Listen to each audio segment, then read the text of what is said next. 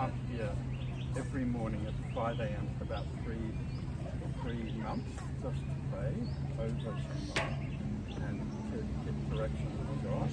And so that's when God told him to go to Handong. So this is he tells the story.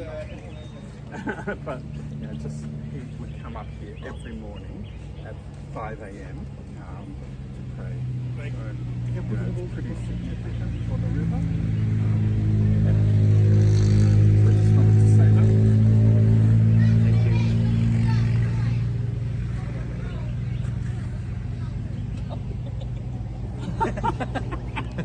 Hello.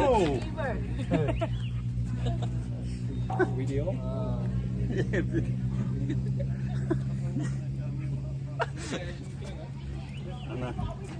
We need to give the cowboy back his. Yeah, cowgirl.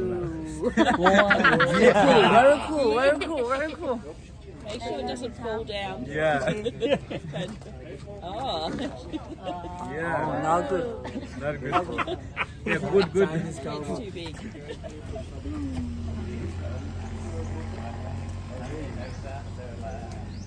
So long video. Send to the group, right?